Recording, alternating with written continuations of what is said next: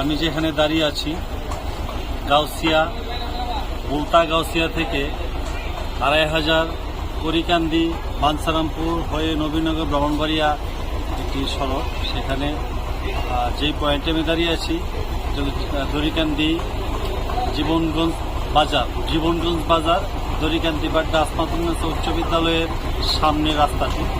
এখানে অনেক দিন যাবৎ বেশ কিছু গর্ত ছিল, যেখানে বৃষ্টির পানি জমে থাকতো, যার কারণে এই রাস্তা দিয়ে বিভিন্ন ধরনের গাড়ি চলাচলের ব্যাঘাত সৃষ্টি হয়েছে। এমনকি শিক্ষার্থীদের স্কুলে ভিতরে প্রবেশ করতে সমস্যা হয়েছে। শুধু তাই না, গত পরশুদিনও এখানে একটি অ্যাক্সিডেন্ট হয়েছে, অর্থাৎ অটোরিক্সা উল্টে গেল। এই রাস্তাটি সংস্কারের কাজ অনেক দিন ধরে হচ্ছে না, কিন্তু আমাদের এখানের এই যুব সমাজ, ছাত্র সমাজ যারা আছে, তাদের সহযোগিতায় আজকে এই রাস্তাটি সুন্দরভাবে কাজ হচ্ছে।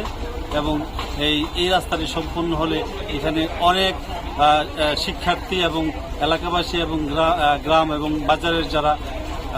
বাজারের যারা ব্যবসা করে সকলেরই সুবিধা হবে।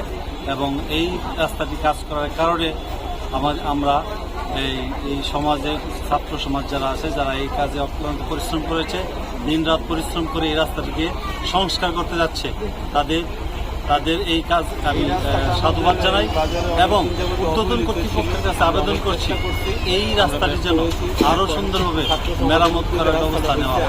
ধন্যবাদ সবাই। আমরা চাই এই মাইজরা বাজারের মধ্যে অনেক গাঁথা ছিল পানির জন্য হয়তো আমাদের যাইতে আওয়াজ করতে কষ্ট হইতো। তো ছাত্র ভাইয়ের জন্য এখন আমরা অনেক ভালো রাস্তা কাজ করতেছে। প্রিয় দেশবাসী, এই যে জীবনগঞ্জ বাজার আজকে কত সুন্দর রাস্তা হচ্ছে। এই জীবনগঞ্জ বাজারে একসময় মানুষের হাঁটতে পারছে না, হাঁটু পানি লঙ্গি উৎসব করে আসছে।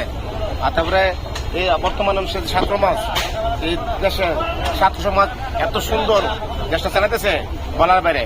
কিন্তু আমাদের জাতীয় ছাত্র সমাজ দেখেন রাস্তা কত সুন্দর করে রাস্তাটা করতেছে।